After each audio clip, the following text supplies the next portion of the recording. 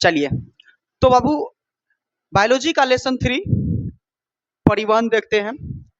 अब ये 3 जो चैप्टर है परिवहन, ये किसका भाग है आप लोग को पता है? जैव प्रक्रम का। जैव प्रक्रम का 4 भाग।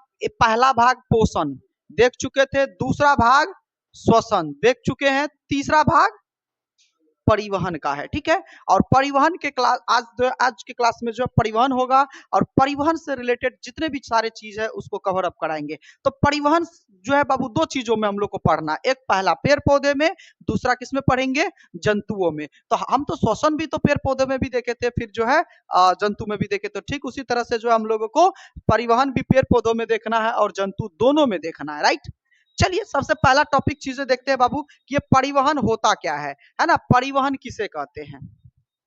चलिए सबसे पहली बात है तो परिवहन का अर्थ समझिए कि परिवहन का मतलब होता है एक जगह से दूसरे जगह ले जाने वाला।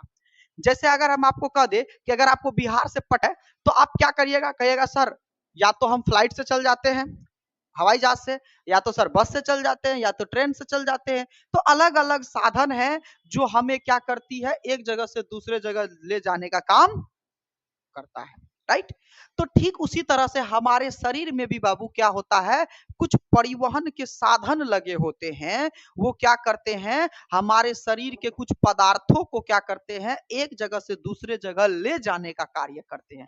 जैसे आपको पता होगा कि सर सांस गया हमारे अंदर, ऑक्सीजन फेफड़ा, पिछले चैप्टर में पढ़ाए थे, फेफड़ा के कहां तक जाता है? वायु कोष तक जाता है। अब उस वायु कोष से उठा करके शरीर के विभिन्न भागों तक कोई तो कोई लेके जाएगा, हाँ या ना? तो जो ले जाने वाला होगा वही तो परिवहन कहलाएगा, वही तो परिवहन का साधन है। बातें समझ में आ रहा है? जो एक जगह से दूसरे जगह ले जाता है उसी को हम लोग परिवहन कहते हैं। राइट, अभी हमको मान के चलिए जाना है, मार्केट जाना है, बाइक से चल गए, परिवहन का साधन है वो। बातें समझ में आ रहा है? तो परिवहन का अर्थ ही होता है एक जगह से दूसरे जगह ले जाने वाला। तो आप इसी तर्ज पर समझिए कि हमारे शरीर में भी कई ऐसे सारे सिस्टम्स लगे हुए हैं जो कुछ पदार्थों को शरीर के एक भाग से दूसरे भाग तक ले जाता है। सबसे मेन हो गया हमारा कौन सा? हार्ट, हृदय हो गया। देखते हो हृदय पूरे शरीर में ब्लड का सप्लाई करता है, यहाँ से ब्लड को भेजता है, ब्लड को लाता है। बातें समझ में आ रहा है? फिर इसके बाद आता है जो है हीमोग्लोबिन, ब्लड आता है आपका। ब्लड भी क्या करता है? ऑक्सीजन और CO2 का परिवहन करता है। तो ऐसे कई सारी चीजों को हम लोग इस चैप्टर में देखने वाले हैं। तो चलिए देखा जाए परिवहन किसे कहते हैं, जरा इसका डेफिनेशन क्या कहता है वो देख लेते हैं। कहता है कि हमारे शरीर में, ठीक है, हमारे शरीर में जो उपयोगी पदार्थ होता है, हमारे शरीर में का जो उपयोगी पदार्थ होता है उसके मूल स्रोतों से, ठीक है, जैसे मान के चलिए हम ऑक्सीजन लिए, वायु कोष तक गया, फेफड़ा के वायु कोष तक गया। अब उस वायु कोष से हीमोग्लोबिन क्या करेगा, वहां से निकाल करके कहां तक पहुंचाएगा? कोशिका तक। और उस कोशिका तक पहुंचाएगा, आपको पता है कोशिका के माइटोकॉन्ड्रिया तक पहुंचता है ऑक्सीजन, और माइटोकॉन्ड्रिया तक पहुंचने के बाद वहां पर क्रेब्स चक्र चलता है। क्रेब्स चक्र चलने के बाद एटीपी का निर्माण होता है, और एटीपी जब बनता है तो इसके फलस्वरूप कार्बन डाइऑक्साइड बनता है, और कार्बन डाइऑक्साइड को फिर क्या करता है हीमोग्लोबिन? ला करके वायु कोष में पटक देता है, फिर वायु कोष से हम लोग बाहर निकाल देते हैं। यही सारी चीज है, यही सब कौन करता है? परिवहन का साधन करता है। बातें समझ में आ रहा है? तो हमारे शरीर में जो उपयोगी एवं आवश्यक पदार्थ है उसको क्या करता है? मूल स्रोतों से लेकर के, यानी जहां से वो प्राप्त होता है, जैसे जैसे मान के चलिए खून, खून हृदय से भेजा जाता है पूरे शरीर में, तो मूल स्रोत क्या हो गया? हार्ट हो गया, हृदय हो गया। तो मूल स्रोतों से प्राप्त करके शरीर के विभिन्न भागों तक क्या किया जाता है? पहुंचाया जाता है, और फिर वहां से हानिकारक पदार्थों को शरीर के बाहर निकाल दिया जाता है। इसी को हम लोग क्या कहते हैं बाबू? परिवहन कहते हैं। इसी को क्या कहते हैं? परिवहन कहते हैं। आपको पूछा जाएगा एग्जाम में, परिवहन से आप क्या समझते हैं? राइट, तो समझ में आ गया सभी को परिवहन क्या होता है? कि जब हमारे शरीर का जो उपयोगी पदार्थ होता है उसके मूल स्रोतों से ले करके शरीर के विभिन्न भागों तक पहुंचाना, और फिर शरीर के जो विभिन्न भाग में जो कंकर अपशिष्ट पदार्थ है, बेकार पदार्थ है, उसको वहां से उठा करके बाहर निकालना, ये क्या कहलाता है? परिवहन कहलाता है। किसी को कोई दिक्कत यहां तक में? चलिए अब आगे देखते हैं। पहला बाबू पौधों में परिवहन देखेंगे, फिर इसके बाद हम लोग देखेंगे जंतुओं में परिवहन। तो पौधों में परिवहन का टॉपिक देख लेते हैं कि पौधों में परिवहन किस तरह से होता है। तो पौधों में परिवहन 2 अंगों से होता है बाबू, जाइलम और फ्लोएम। किससे होता है? जाइलम और फ्लोएम से होता है। पौधों में परिवहन किनसे होता है? याद रखिएगा बच्चा लोग, जाइलम और फ्लोएम से होता है। चलिए जाइलम और फ्लोएम का कहानी समझते हैं। जाइलम और फ्लोएम का कहानी समझते हैं हम लोग, फिर इसके बाद इस पर आएंगे, ताकि आप लोगों को जाइलम और फ्लोएम में अंतर अच्छे से आप लोगों को समझ में आ जाए। चलिए पहले समझ लेते हैं जाइलम और फ्लोएम में अंतर। ठीक है बाबू, समझिएगा जरा ध्यान से, बहुत बेहतरीन टॉपिक है, तुरंत समझा देंगे जाइलम और फ्लोएम क्या होता है, क्योंकि ये आपका वीवीआई टॉपिक है, ये आपका क्या है, वीवीआई टॉपिक है, ये पूछेगा ही पूछेगा। ठीक है, जाइलम और फ्लोएम में कभी कभी अंतर पूछ देता है बाबू। ठीक है, या फिर जाइलम किसे कहते हैं, या फिर जाइलम के कार्य क्या है, या फिर जाइलम और फ्लोएम में अंतर, 4-5 क्वेश्चन इससे बनाए जा सकते हैं, इसलिए पहले समझना जरूरी है। समझ में आ रहा है बाबू? चलिए आगे देख लेते हैं क्या है यहाँ पर टॉपिक, समझते हैं चीजों को अच्छे से। ठीक है, चलिए यहाँ पर हम क्या कर देते हैं बाबू, यहाँ पर हम एक बना देते हैं वृक्ष। ठीक है, ये दिख रहा है, अरे भाई साहब,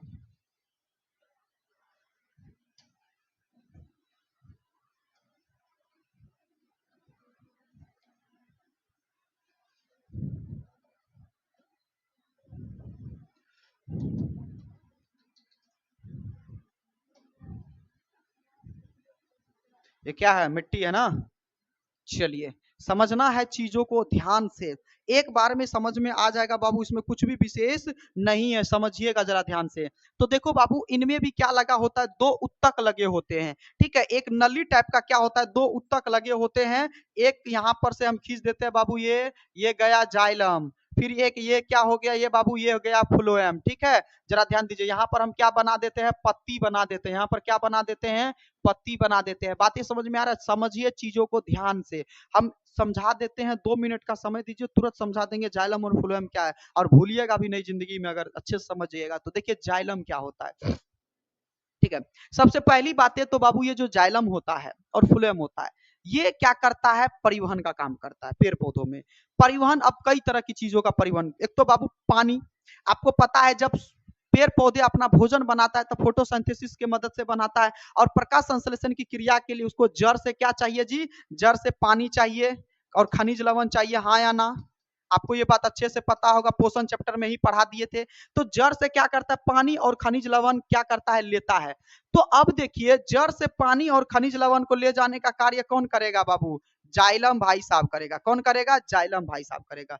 जैसे आप एक इस एग्जांपल से समझिए, ये पत्ती तक पहुंचाता है, क्योंकि आपको पता है कि पत्ती में ही क्या बनता है बाबू, पत्ती में ही क्या बनता है, खाना बनता है। पत्तियां में ही क्या बनता है बाबू, खाना बनता है। और आपको पता है पत्तियों को क्या करते हैं, रसोई घर भी कहते हैं, किसका, पेड़ पौधे का। आप लोग को पता है ना कि पेड़ पौधे का रसोई घर क्या होता है, पत्तियां होता है, पत्ती में ही खाना बनता है।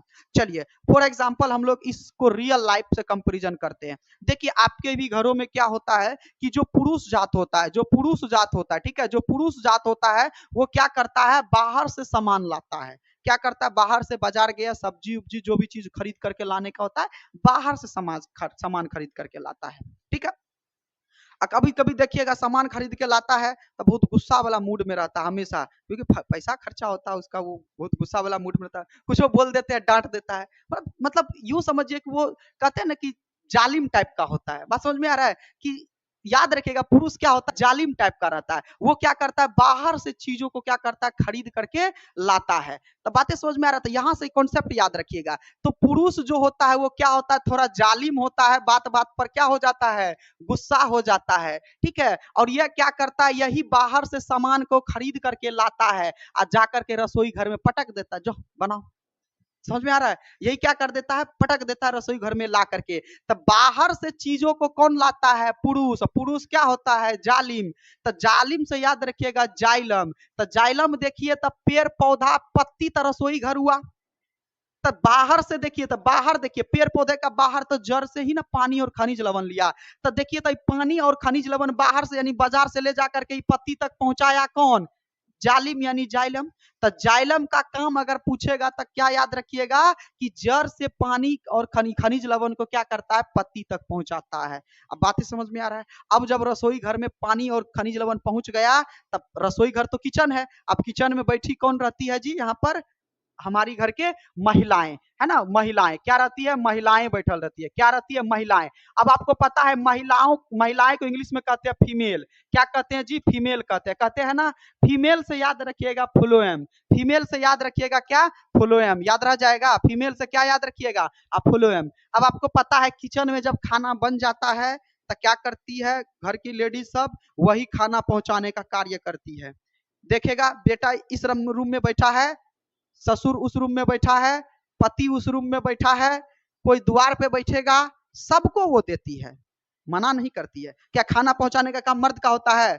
नहीं, खाना पहुंचाने का काम किसका होता है? स्त्री का होता है, फ्लूएम का होता है, दैट मीन्स फीमेल का होता है। तब फीमेल क्या करती है? इधरो जाती है, उधरो जाती है, सबको खाना पहुंचा करके तब बाद में खाती है। बातें समझ में आ रहा है?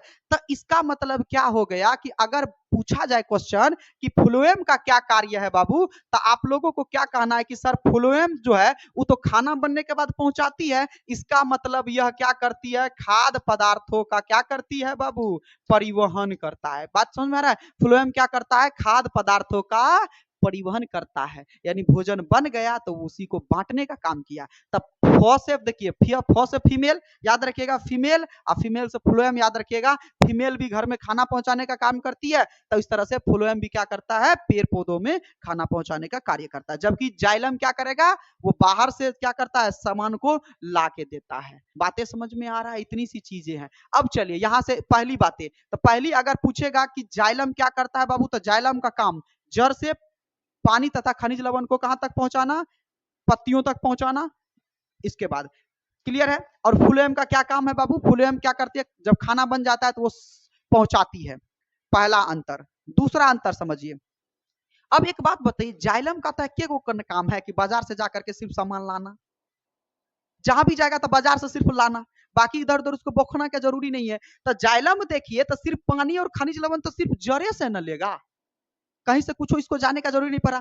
पत्ती से जड़, जड़ से पत्ती, इसका इतने ठो काम है। तो इसका मतलब अगर हम जाइलम में बात करेंगे तो परिवहन की दिशा सिर्फ ऊपर की ओर होता है। हाँ या ना बच्चा लोग?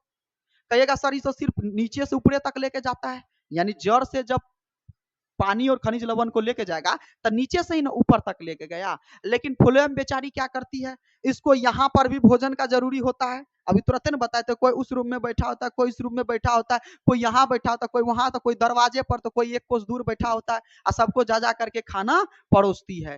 तब फ्लोएम क्या करता है बाबू? खाना का जरूरी तो जड़ों को है, यहाँ पर पत्तियों को है, यहाँ टहनियों को है, हर जगह पर है, तो सबको जा करके खाना देगी।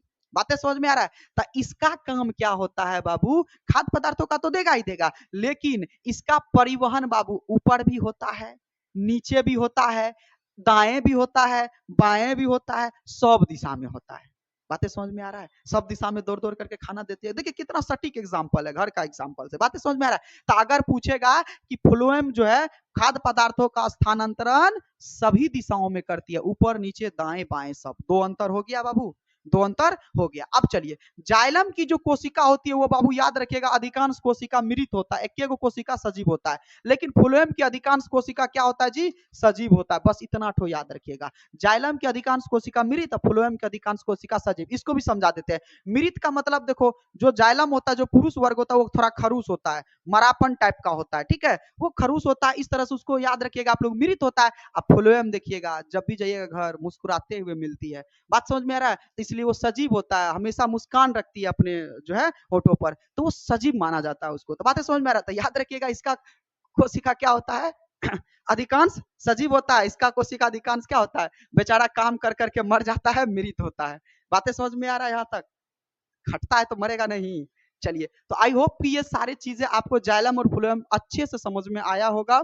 चलिए एक बार फिर से रिवीजन कर लेते हैं। तो जाइलम का काम पानी और खनिज लवण को पत्ती तक पहुंचाना, फ्लोएम का कार्य खाद्य पदार्थों का बांटना। इसके बाद अब दिशा देख लेते हैं। तो जाइलम सिर्फ नीचे से ऊपर तक जाता है, जबकि फ्लोएम सभी दिशाओं में जाता है। बातें समझ में आ रहा है? अब जाइलम मृत होता है, फ्लोएम का कोशिका सजीव होता है। तीन अंतर पूछेगा 110%। आपके एग्जाम में जब पूछेगा तो ये ध्यान रखना है, तीन अंतर कम से कम 4 अंतर लिखिएगा। हम भी टेस्ट लेंगे तो उसमें जरूर ये वाला क्वेश्चन को ऐड करेंगे। बातें समझ में आ रहा है? तो चलिए एक बार हम इस टॉपिक पर भी नजर दौड़ा देते हैं। यहाँ पर जो अंतर दिया गया है देखिए, वो जहां जो चीज समझाए वही चीज यहाँ भी है। यह जल तथा खनिज लवण का परिवहन करता है। आई क्या करता है? खाद्य पदार्थों का परिवहन करता है, अभी तुरंत बताए हैं। अब देखिए, इसमें परिवहन नीचे से ऊपर होता है, जबकि इसमें परिवहन क्या होता है बाबू? दाएं बाएं सभी दिशाओं में होता है। अभी तुरंत बताए थे ना। जाइलम की अधिकांश कोशिका क्या होता है? मृत होता है। फ्लोएम की अधिकांश कोशिका क्या होता है? जीवित होता है। तीन अंतर को आप लोगों को ध्यान में रखना है, इतना तो बात है। बातें समझ में आ रहा है? तो जाइलम और फ्लोएम का कहानी सभी को समझ में आ गया ना। अब विशेष इसका तो आप लोगों को उत्तक चैप्टर में पढ़ाए होंगे 9th क्लास में, जिसको इसको पता है वहां पर टिश्यू चैप्टर में जाइलम फ्लोएम के बारे में डिटेल से पढ़ाए होंगे। चलिए तो आगे देखा जाए, क्लियर है यहाँ तक सभी का? ओके चलिए अब देखिए कुछ कुछ पौधे जो होता है उच्च स्तरीय पौधों में परिवहन के मुख्य दो जो परिवहन होता है दो विधियों से होता है। तो अब देखिए जरा समझिएगा कि परिवहन जो होता है विधि अगर पूछेगा तो कितना विधि से होता है? दो विधि से। लेकिन अंग पूछेगा तो क्या अंग कहना कहेगा? तो जाइलम फ्लोएम। अंग अगर पूछेगा तो क्या कहना है? जाइलम और फ्लोएम। लेकिन विधि पूछेगा तो दो, पहला स्थानांतरण, दूसरा वाष्पोत्सर्जन। स्थानांतरण करने का मतलब हो गया कि एक जगह से दूसरे जगह जाना। वाष्पोत्सर्जन क्या होता है कि पत्ती के वातरंध्रों द्वारा भाप बन करके उड़ जाता है। ठीक है, तो समझिएगा जरा ध्यान से। स्थानांतरण क्या होता है? खनिज एवं भोजन के जलीय घोल का पौधों के एक भाग से दूसरे भाग में जाना स्थानांतरण कहलाता है। यानी जलीय घोल होता है और पौधों के एक भाग से दूसरे भाग में जब जाता है उसको ही स्थानांतरण कहते हैं। लेकिन बाबू वाष्पोत्सर्जन क्या होता है? यानी इवोपोर्शन क्या होता है? इसमें भाप बन करके पत्ती के जो रंध्र होता है, छिद्र होता है, उससे निकल जाता है। तो पत्तियों की सतह पर पाए जाने वाले वातरंध्र जिसको हम लोग क्या कहते हैं बाबू? एस्टोमाटा कहते हैं। याद रखिएगा, एस्टोमाटा से होकर जल का भाप के रूप में, किसके रूप में? भाप के रूप में या वाष्प के रूप में, यहाँ पर वाष्प लिख दोगे तो बेहतर होगा। वाष्प के रूप में वातावरण में मिल जाना ही क्या कहलाता है? वाष्पोत्सर्जन कहलाता है। ये याद रखिएगा, वाष्पोत्सर्जन का परिभाषा पूछा जा चुका है आपके एग्जाम में। वाष्पोत्सर्जन से आप क्या समझते हैं? ठीक है, तो वाष्पोत्सर्जन को याद रखना है ध्यान से। क्लियर है? चलिए यहां तक किसी को कोई दिक्कत नहीं है? आगे देखा जाए बाबू, यहां पर समझते हैं चीजों को। जंतुओं में परिवहन। अब देखिए पेड़ पौधों में परिवहन का कहानी क्या कर दी है बाबू? कंप्लीट कर दी है। पेड़ पौधों में परिवहन का कहानी कंप्लीट कर दिए हैं। अब समझते हैं जंतुओं में परिवहन। इसमें जंतुओं में यानी जीव जंतुओं में परिवहन कैसे होता है। देखिए तो जंतुओं में परिवहन को समझा जाए। अब देखिए जंतुओं में परिवहन के कई साधन है बाबू, है ना। जंतुओं में जो परिवहन का है बाबू, टोटल 3 अंग होते हैं जो परिवहन करते हैं। टोटल कितने अंग होते हैं जी? 3 अंग होते हैं। सबसे पहला हम लोग को पढ़ना है क्या बाबू? रक्त। किसको पढ़ना है? रक्त। रक्त या फिर इसको क्या कहते हैं? रुधिर कहते हैं। इंग्लिश में कहते हैं ब्लड। इंग्लिश में कहते हैं ब्लड। किसी को कोई दिक्कत? पहला जो अंग होता है, पहला जो सिस्टम होता है परिवहन का, वो क्या होता है जी? ब्लड होता है, रक्त होता है, रुधिर होता है। बातें समझ में आ रही है? और दूसरा जो हम लोग पढ़ेंगे बाबू, दूसरा जो पढ़ेंगे हृदय पढ़ेंगे। क्या पढ़ेंगे? हृदय पढ़ेंगे, हार्ट पढ़ेंगे। क्या पढ़ेंगे? हार्ट पढ़ेंगे। ठीक है, हार्ट पढ़ेंगे। बातें समझ में आ रहा है? क्या पढ़ेंगे बाबू? हार्ट पढ़ेंगे। ठीक है,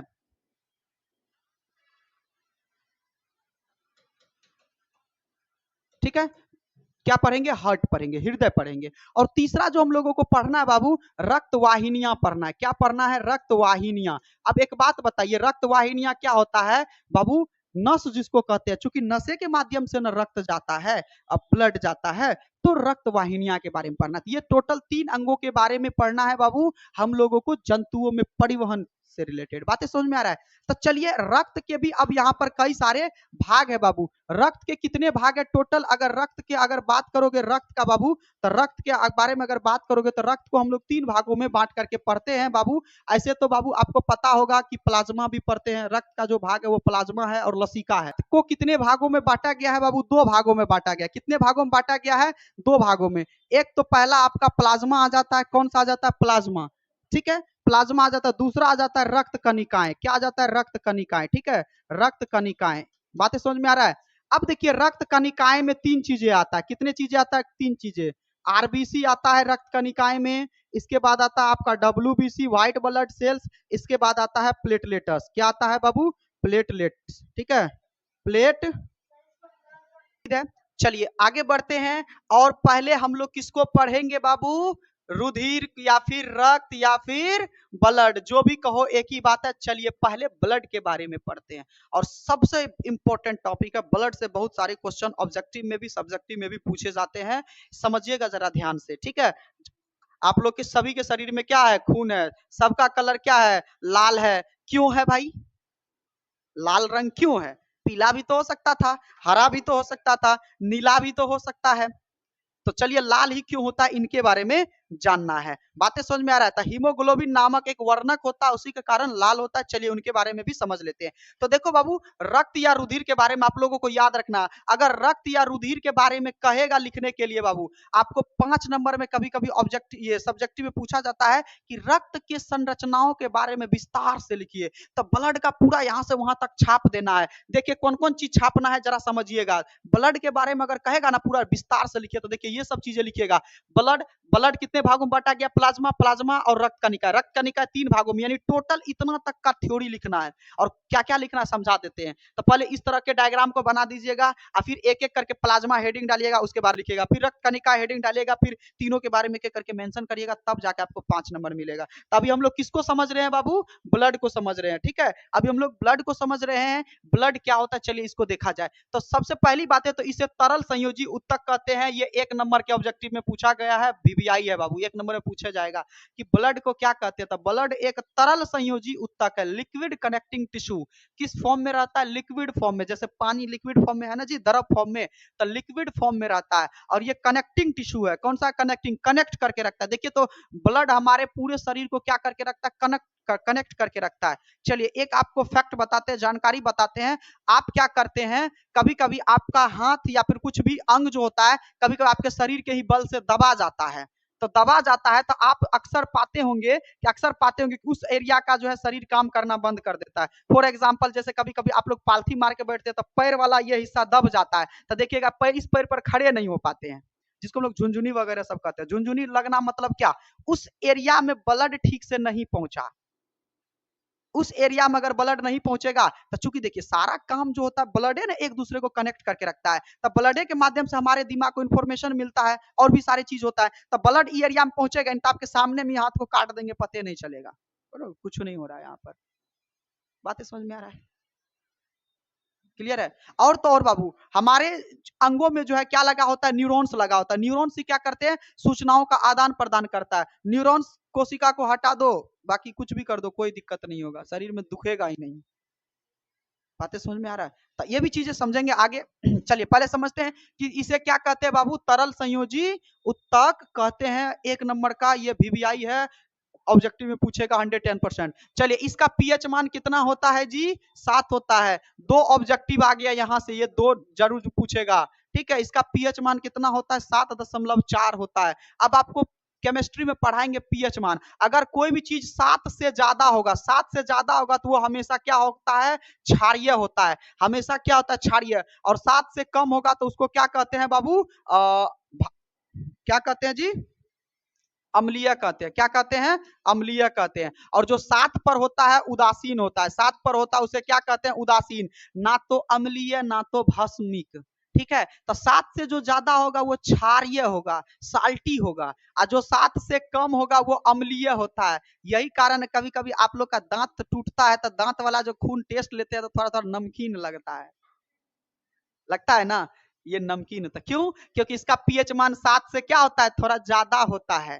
लेकिन अगर बात करेंगे पानी का पीएच मान, तो पानी का पीएच मान कितना होता है जी? 7 होता है। याद रखिएगा पानी का पीएच मान टोटल कितना होता है? 7। और 7 होता है उदासीन, यानी ना तो खट्टा लगेगा ना तो ये क्या लगेगा?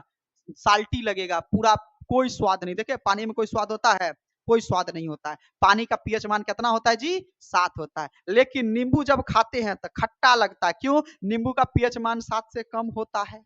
बातें समझ में आ रहा है? तो हालांकि केमिस्ट्री में पढ़ाएंगे पीएच का मान, ठीक है, फर्स्ट या दूसरा चैप्टर में होगा तो वहां पर समझ में आ जाएगा। पूरा बेहतरीन से चर्चा करेंगे पीएच पे। ठीक है, चलिए अभी आते हैं। तो रक्त का पीएच मान कितना होता है जी? 7.4। ऑब्जेक्टिव में पूछा गया है, बहुत वीवीआई है, याद रखिएगा। ओके, चलिए अब आपको पता है कि 7 से जो ज्यादा होगा तो क्षारीय होगा। तो यह हल्का क्या होता है जी? क्षारीय। तो आपको यह भी पूछा जाएगा कि रक्त क्षारीय होता है या फिर अम्लीय? क्या होता है? क्षारीय होता है। तो 3 ऑब्जेक्टिव तो यहीं से आ गया रक्त से। बातें समझ में आ रहा है? अब इसका निर्माण कहाँ होता है बाबू? अस्थि मज्जा में होता है। कहाँ होता है जी? अस्थि मज्जा। इंग्लिश में इसको कहते हैं बाबू बोन मैरो। इंग्लिश में क्या कहते हैं? Bone marrow. इंग्लिश में क्या कहते हैं? Bone marrow. अब कहेगा सर बोन मैरो तो देखबे नहीं किए हैं। चलिए नहीं देखे हैं तो चलिए अभी आप लोगों को खिला भी देते हैं बोन मैरो। देखे हैं बोन मैरो? हाँ खाए भी हैं, बहुत बहुत अच्छा। हाँ चलिए, तो आप लोग सभी मुर्गा दबा के खाए होंगे। उसके अंदर देखिएगा हड्डी जो होता है, तो हड्डी के अंदर देखिएगा चूंकि देखिए जब मुर्गा कटता है, जब उसको बनाया जाता है, गर्म किया जाता है तो वो काला हो जाता है, लेकिन जब वो ताजा ताजी रहता है, दैट मीन्स जब वो शरीर में रहता है तब उसमें लाल रहता है। ये जो होता है, ये जो अस्थि मज्जा जो होता है उसमें लाल लाल कलर का जो आरबीसी डब्ल्यूबीसी होता है। बातें समझ में आ रहा है? तो अब देखिए क्या होता है कि जब वो काला हो जाता है तो उसको पीते हो तुम लोग, हड्डी को ऐसे पूरा पी लेते हो ना, बहुत अच्छा टेस्टी लगता है। बातें समझ में आ रहा है? वो क्या पीते हो तुम लोग? ये उसका रुधिर या ब्लड ही पीते हो, और ब्लड में क्या होते हो? वो डब्ल्यूबीसी आरबीसी पीते हो। बातें समझ में आ रहा है? तो इसका निर्माण कहाँ होता है जी? अस्थि मज्जा में होता है। यह पुरुषों में कितना होता है? ये पुरुषों में कितना लीटर होता है? 5.5 लीटर होता है, यानी 5.5 लीटर खून पुरुषों में होता है, जबकि महिलाओं में सिर्फ कितना होता है? 5 लीटर होता है। ये औसतन हो गया, थोड़ा बहुत कम हो सकता है, पुरुष में भी आगे पीछे हो सकता है। अब कहिएगा कि सर कोई मोटा तगड़ा आदमी है तो उसमें थोड़ा ज्यादा भी खून हो सकता है, और जो पतला दुबला है 25 kg का तो उसमें थोड़ा कम भी हो सकता है। बातें समझ में आ रहा है? ये औसतन का बात किए हैं, ठीक है। चलिए, अब रक्त में ही बाबू क्या पाया जाता है? हीमोग्लोबिन पाया जाता है, यानी ब्लड में क्या पाया जाता है? याद रखिएगा, ये हीमोग्लोबिन पाया जाता है। इसी के कारण ब्लड का रंग क्या होता है जी? लाल होता है। तो ये भी ऑब्जेक्टिव क्वेश्चन ये जो है पूछा गया है ऑब्जेक्टिव में कि रक्त का लाल रंग किस कारण होता है? हीमोग्लोबिन के कारण। इंग्लिश में Hg कहते हैं। इंग्लिश में क्या कहते हैं जी? Hg, haemoglobin. याद रहेगा, हीमोग्लोबिन। ब्लड का लाल रंग किस कारण होता है? हीमोग्लोबिन के कारण होता है। बातें समझ में आ गई इतना ठो? चलिए, किसी को कोई दिक्कत है यहाँ पर? हीमोग्लोबिन के कारण इसका रंग लाल होता है, ठीक है। बाबू ब्लड सभी के शरीर में रहना जरूरी है, ब्लड कमी होगा तो फिर दिक्कत हो जाएगा। आगे बढ़ा जाए। अब चलिए एक चीजों को समझते हैं बाबू, एक चीजों को समझते हैं। पहले यहीं से एक चीज ऐसे भरबली ही बता देते हैं, ऐसे आपके नोट्स में लिखा हुआ है, मौके के लिए बता देते हैं कि देखिए ब्लड में एक तत्व पाया जाता है। आपको पूछेगा कि बाबू कि ब्लड में कौन सा तत्व पाया जाता है, हम ऐसे लिखा देते हैं बाबू, ब्लड में कौन सा तत्व पाया जाता है, तो आप लोगों को बताना है कि सर ब्लड में जो पाया जाता है वो लोहा पाया जाता है। क्या पाया जाता है? एफ पाया जाता है। क्या पाया जाता है? एफ पाया जाता है, लोहा। इसको हिंदी में क्या कहते हैं जी? लोहा। कहिएगा सर ये लोहा लड़ने वाला लोहा है क्या, जो आप लोग देखते हैं? ठीक है। तो लोहा पाया जाता है, ब्लड में लोहा पाया जाता है।